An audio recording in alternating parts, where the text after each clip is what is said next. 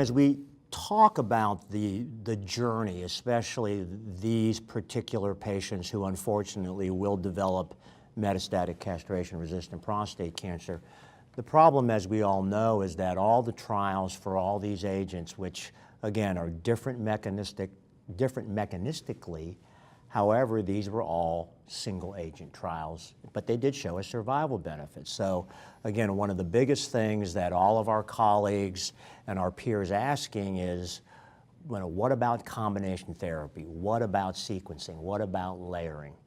Neal, you and I and Evan are all involved on a sort of a working panel called the RADAR Working Group. You want to talk about the RADAR 2 recommendations? Yeah, so the paper was just recently approved for publication.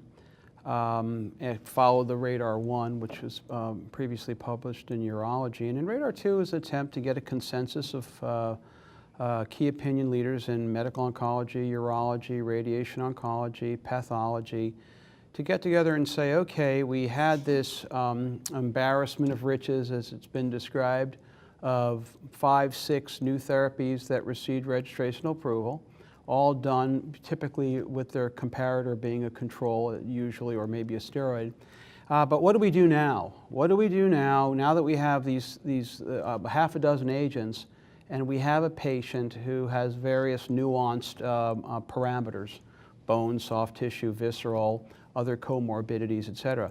What do we do when they start to see PSA progression, or what do we do when they are, quote, no longer clinically benefiting, the Prostate Cancer Working Group 3 descriptor?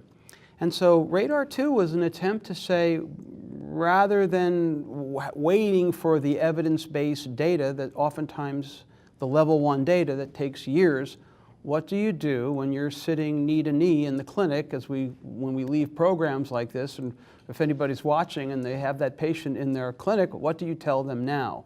Are you maximizing their therapy? And what sort of advice could we give? So that was the notion of RADAR 2. So as just a definition, we talk about sequencing, which is sort of a monolithic one drug after another, which is typically not what's done in most of medical oncology for solid tumor metastatic disease.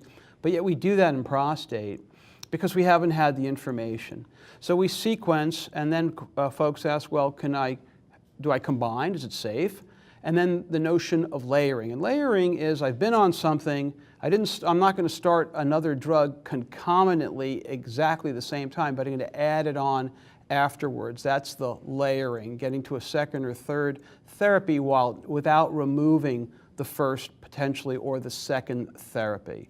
So that was the notion of layering. And I would strongly recommend that folks who are devotees to treating CRPC patients read the paper, because it was a lot of consensus behind the recommendations.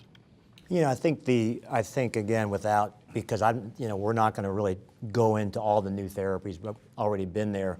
We know that we've got all these therapies. We've got taxanes, we've got androgen synthesis inhibitors, we have androgen receptor blockade, we've got alpha emitting radiopharmaceuticals, we've got immunotherapy, and we all know that, again, they will develop resistance and they will fail. They will ultimately fail. And right now, the real problem is that we don't have any predictive markers to tell us when that patient is failing.